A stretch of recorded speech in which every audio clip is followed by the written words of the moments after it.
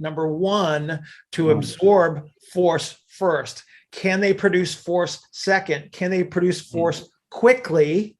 Yeah. And then can they produce force quickly again and again and again? Good morning. Happy Wednesday. I have Neuro Coffee in hand and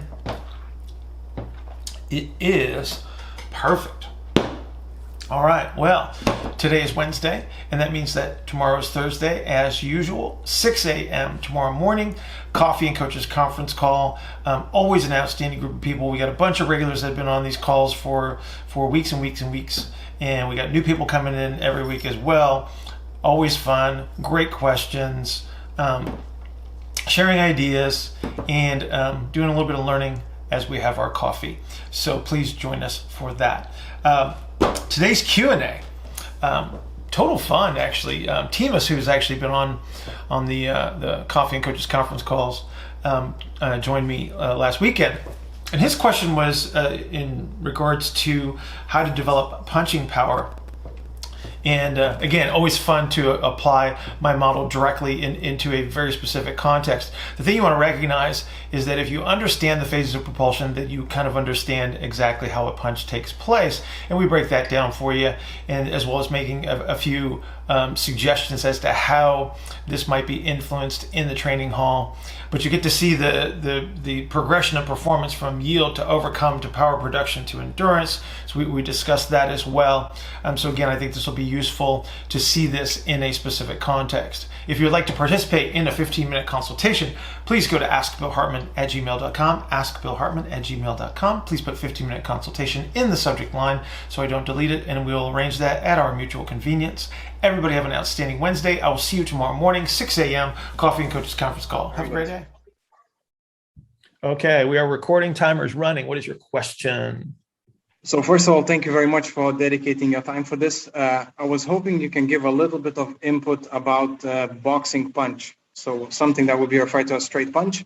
What happens from the ground up to transmit the force, and how does that process happen? Okay. So conceptually, all right, high force production is in the middle. It's middle propulsion. Right? Okay. Middle and max would be like the point where it's maximum force, right? Mm-hmm. Okay. And then velocity is demonstrated in the ER representation. Okay. Yeah. Okay. So if you understand a little bit about walking, you will understand the punch. Okay. So a punch is delivered at about 1,200 degrees per second. Okay. That's pretty fast. Yeah. Okay. But it's not nearly as fast as like throwing a baseball or something like that. So a baseball is 9,000 degrees per second. Okay. Mm-hmm. Yeah. So a punch is not a throw. Okay. Yeah. Because the difference is in velocity, but the mechanics are very, very similar. And so what you're going to have is you're going to have a point where you're applying a maximum force into the ground. Okay. Mm-hmm. Which would be max pronation, max P. So if I was throwing sort of a straight right hand, okay, as a punch, okay, there's a quick drop of the center of gravity into IR. So I need to create it's like a jolt into the ground, into IR, which propagates internal rotation up the system. Okay. And you can actually see this if you watch a punch in slow motion. You watch the musculature, and you can see it. So if I was throwing, like again the straight right, it's like taking a step forward with the left foot. So I'm pushing late into the lead foot. The lead foot hits the ground, creates the max propulsion that stops the forward momentum. That drives the internal rotation up. Mm-hmm. Okay. The arm is still back. So the internal rotation comes up towards the shoulder. And I actually create a differential between the arm and the trunk. So the trunk goes first, the arm stays back, kind of like pulling the rubber band back. Okay. Yeah. Okay. So it creates a yielding, right, in the shoulder. So I have a differential between axial skeleton and arm. Okay. And then as the internal rotation propagates down the arm, that's what pushes So I have an ER that leads. So I have to create expansion toward, and then I have the IR force that comes behind it. Okay. Okay. Which is why if you've ever done any training, they say to punch through. Yes. Like if you're hitting a heavy bag, I don't want to talk about hitting people, but if you hit a heavy bag, you punch through the surface of the bag, because I want that internal rotation wave to propagate through the entire fist, if you will. Okay. If I pull my punch, right, that means I'm stopping the IR wave here. I don't let the wave propagate, so I dampen it as it approaches the hand, and so that's where I would stop at the surface. And so, do you teach combatives? Well, just a little bit. Okay. I used to train, not teaching now. So here's the difference. This is the difference between somebody that is well practiced and somebody that is just first learning. Because most people they intentionally stop the punch at the surface instead of punching through, because they dampen the IR wave as it goes through the extremity, right? So they never get a full force punch. But the thing that I want you to recognize about this is the rules are the same. It's like I move from a position of expansion, I create the compression, the high force element. That's what translates the energy from the ground all the way up through the extremity. So whether we're talking about throwing a baseball, throwing a javelin, swinging a tennis racket, swinging a golf club, throwing a punch, the representation of external rotation space, high force IR, and then the expression of the velocity of the punch is the same. It's just like walking. It's just like throwing. So it's very, very similar. That's really, really good. And what happens then at that moment when the punch hits the target, so to say? Does the motion come from distal proximal again? Yes. Yeah. There you go. There you go. And so yes. So I will have a force that is coming back into me, right? And then the differential determines how much force is applied. Right. So if you throw a punch at my face and I throw my face at your fist, okay, that's a lot more force. Is that why when rugby players get bumped to each other, the one that bumps like less gets right? There is a victory in physical contact. There's no question about that. It's like, and if you ever see two people run together and they go, and they both fall back, that was pretty equivalent. But understand that you're multiplying the forces. So whatever force I brought this way, whatever force I brought this way, the collision is a combination of those two forces. I see. Yeah. So you mentioned that, for example, if it's a right straight punch, the IR wave, the internal rotation wave, would travel from the left, so from the lead leg up towards the opposite arm. Yes. Yes. What would happen in that case with the stance? So the right foot that's on the ground, and with the left arm, would they sort of have to ER relative to the? So I have to create a turn. Okay. So they're in an ER representation to initiate. Okay. The back foot moves through ER to IR to translate the weight forward. The lead foot has to create the high force into the ground. So right through middle, there is the compression where the highest force is initiated. So that's still going to be max P into the ground. Okay. Just like taking a step forward, I still have a max P. Okay. Where everything stops, I have conservation of momentum that creates so I have to create a turn. Okay. Yes. There's still a turn that is created to allow the velocity to be demonstrated in the punch. So I have to create the delay strategy on the side opposite. Right. So I'm moving from max IR towards ER, which means I will still demonstrate more internal rotation on that side, but I'm moving towards ER. This side is moving from max IR towards ER. Okay. Yes. But in the late strategy, which allows force production to be translated forward. See it? Okay. So and again, it's just like walking. Both sides are still moving forward, just at different rates. And then this side, I see. This one demonstrates the higher velocity.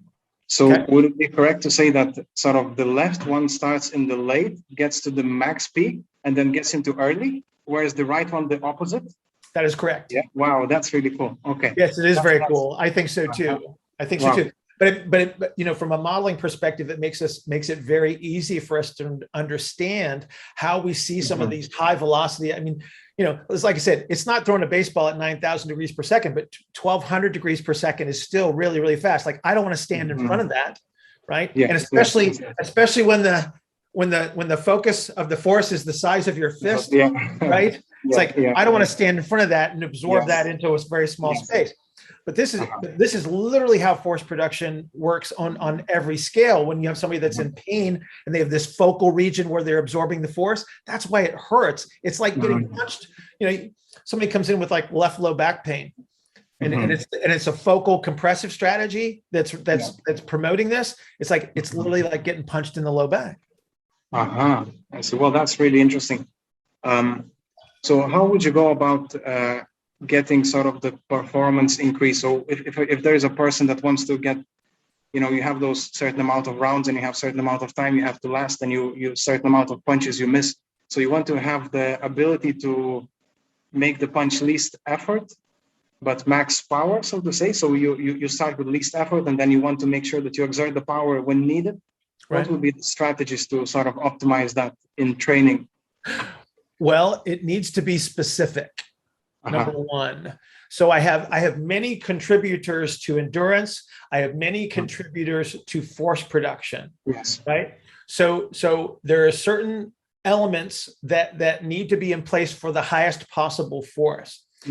So some, like if we looked at fighters across the board, there are some fighters that were born to be fighters, and they already have the capacity to produce a lot of force in a very short period of time. So that's a power related capability, right? And there are some people that are low force producers. And so for those people, the strategy that we would have to use is number one, let's increase their ability to produce force. So we have to take them into the weight room, teach them how to produce force. If we can teach them how to compress that force into a shorter period of time, now we have increased someone's punching power, okay? Which is force times distance per unit time, right? And so again, some people need higher force production in the weight room. Some people don't. But we just, again, this is us getting to know the athlete in question as to what their needs might be. Are they low force producers? Let's put them in the weight room. Make sure we don't slow them down. We don't want to extend the IR moment. We just want to produce the maximum force in the shortest IR moment possible. And that's where we get a much more powerful, or you'll see a higher velocity punch. Then once you can do that, now I need to do it over and over and over and over again. So you can construct elements of this in the training hall, in the weight room, and then you have to apply this in the specific realm where this is where they're doing rounds. This is where they're doing skill work for repetition, for endurance, to allow them to repeat it. So the way that we talk about sort of constructing the athlete is like, do they have the ability, number one, to absorb force first? Can they produce force second? Can they produce force quickly?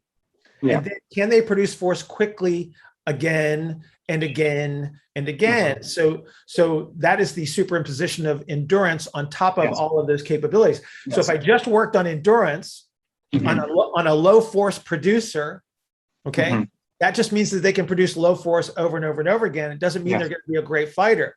If I need to increase the force production, maybe I don't spend a lot of time in the endurance phase, and now I'm working on high force production first before I teach them to do it over and over and over again. You see how you build it? And then literally what we just did is we constructed a program for somebody that might be in need of greater punching power. We have to create that first. And then through the specificity, we add rounds, we add, again, the skill work and things like that expand the duration over which that they can apply the force.